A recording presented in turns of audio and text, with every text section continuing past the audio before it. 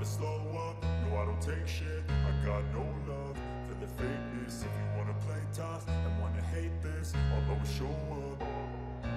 I don't ever slow up, no I don't take shit. I got no love for the fakeness. If you wanna play tough and wanna hate this, I'll always show up and make a statement. I don't ever slow up, no I don't take shit. I got no love for the fakeness. If you wanna play tough and wanna hate this, I'll always show up and make a statement. Everything. Andrea Iannone yang kini mengaspal di ajang World Superbike alias WSBK dipandang pantas mendapatkan kesempatan kembali ke MotoGP. Usai menjalani masa hukuman selama 4 tahun karena kasus doping saat di MotoGP, Andrea Iannone mulai menggeliatkan lagi karir balapnya. Rider asal Italia tersebut sebelumnya benar-benar dilarang terlibat dalam aktivitas balap apapun usai gelaran MotoGP Malaysia 2019.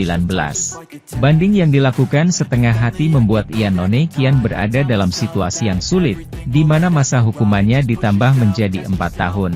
Tak ayal, dia pun menerima banyak sekali kerugian, salah satunya kontrak bersama Aprilia harus dihentikan karena adanya hukuman ini. Masa-masa itu akhirnya terlewat di mana pada musim ini Iannone mendapatkan kesempatan untuk turun ke lintasan lagi. Tim dari WSBK Go 11 Ducati bersedia menampung Iannone yang tampil kompetitif hingga merampungkan seri ketiga musim ini. Iannone bertengger di peringkat ke-6 klasemen sementara dengan meraih total 64 poin, jumlah yang sama dengan Andrea Locatelli, Yamaha. Manajer tim Go 11 Ducati, Denis Sacchetti, merasa puas dengan kinerja yang ditunjukkan Iannone sejauh ini. Baginya, Iannone merupakan salah satu pembalap top yang berbakat dengan kemampuannya yang belum habis.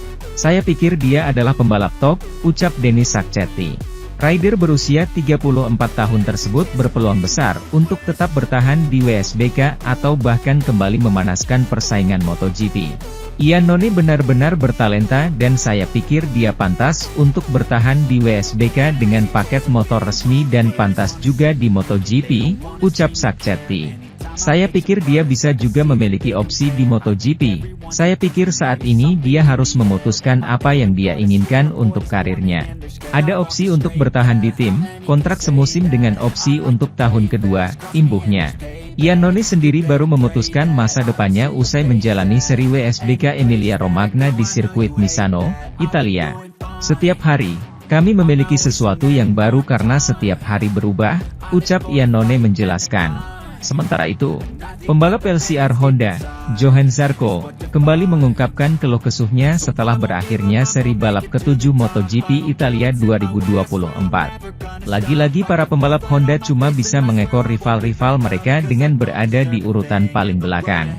Hanya 2 dari 4 pembalap Honda yang berhasil menyelesaikan lomba pada balapan MotoGP Italia 2024 di sirkuit Mugello, Toscana, Italia, Minggu, 2 Juni 2024. Mereka adalah Johann Zarco, LCR Honda, dan Luca Marini, Repsol Honda, yang secara berurutan finish di posisi ke-19 dan 20.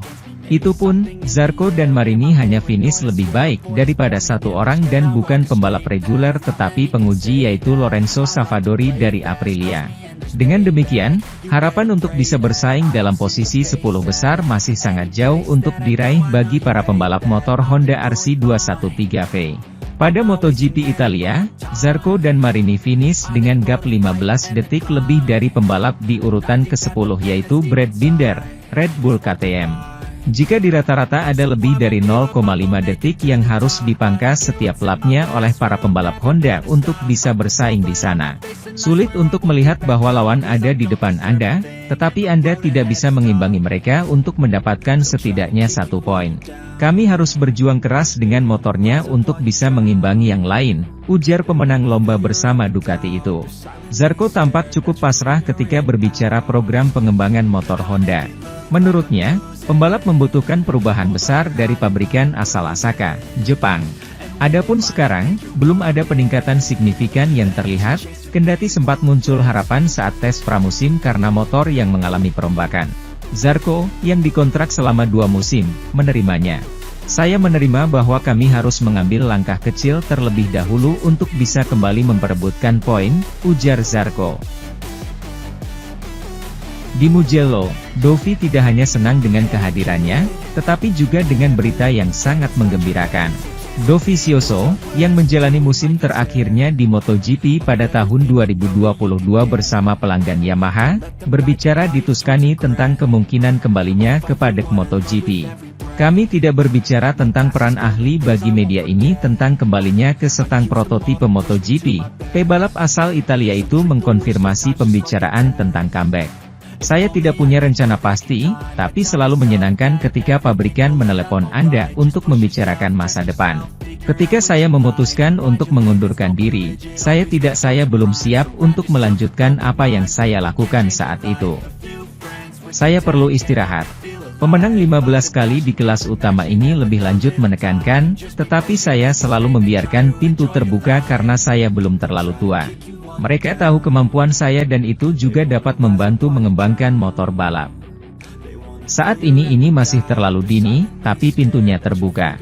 Ducati adalah titik awal yang jelas dalam hal struktur mana Dovizioso bisa kembali. Namun, pernyataan mantan pebalap pabrikan Ducati, yang merupakan lawan terberat Marc Marquez selama bertahun-tahun, awalnya menunjuk pada peran sebagai pebalap penguji. Tidak terkecuali dengan latar belakang peraturan baru yang akan berlaku mulai tahun 2027, semua produsen tertarik untuk memperkuat departemen pengujian mereka. Bahkan Ducati, sebagai pabrikan teknis terkemuka, hanya memiliki satu penguji profesional di Michele Pirro. Meskipun ada spekulasi bahwa Ducati menginginkan Andrea Dovizioso yang berprestasi dan sangat berpengalaman sebagai pebalap penguji MotoGP termasuk opsi wildcard, itu bukanlah ide yang membingungkan. Namun, fakta bahwa Andrea Dovizioso bekerja sebagai test driver untuk Marc Marquez akan lebih dari sekedar berita utama yang sukses. Di sisi lain, Ducati mengumumkan Marquez pada hari Rabu pagi, dengan Bastianini diperkirakan sudah menyetujui detail untuk kepindahan ke KTM Tech 3. Pertama-tama, saya ingin mengucapkan terima kasih kepada Enea Bastianini dan Jorge Martin atas semua kerja keras mereka bersama kami selama beberapa tahun terakhir. Sementara itu, KTM menjadi sorotan dengan nasib Jack Miller yang terancam turun kasta, sementara Enea Bastianini juga sudah dinantikan oleh tim ini. Perpindahan Pedro Acosta ke tim pabrikan dan keputusan KTM menurunkan Bastianini telah membuat Augusto Fernandez menjadi korban dari keputusan ini. Jack Miller, pembalap nomor 43, dikabarkan terancam keluar dari kelas MotoGP setelah Pedro Acosta berhasil mencuri kursinya di tim pabrikan. Acosta melakukan pekerjaan yang fantastis sepanjang tahun. Ia adalah rookie yang luar biasa dan salah satu talenta terbaik dari generasinya. Jadi, merekrutnya ke tim pabrikan adalah langkah yang logis, ujar Miller seperti dikutip dari Crash.